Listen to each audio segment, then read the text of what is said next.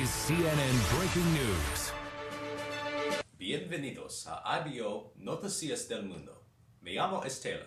Últimamente, los terremotos se han convertido en el problema cada vez más grande en el mundo. Ahora, vamos en vivo con Ale Modi en Chile para más. Gracias, Taylor. Estoy parado frente a un pequeño granero en una aldea rural en Chile. Chile ha sufrido algunos de los peores terremotos de la historia.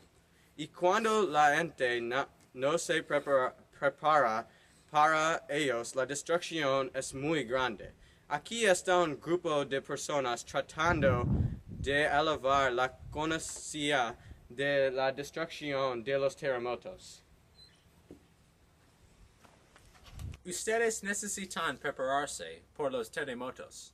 Sí, ustedes se preparan por los terremotos. Ustedes no morirán. Todos ustedes deben construir edificios más fuertes. Mejor construcción significa menos oportunidad de que se caiga. También, ustedes tienen un botiquín de primeros auxilios.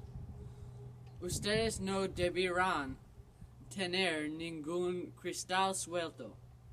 Ustedes deberían asegurar los objetos pesados. Ustedes deberían de alejarse de edificios viejos y débiles como eso después de los terremotos, pues pueden derribarse.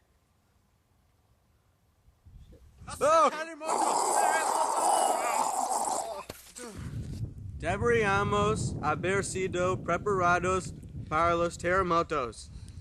En cambio, el terremoto hizo que el edificio cayera sobre nosotros. Regresamos contigo, Taylor.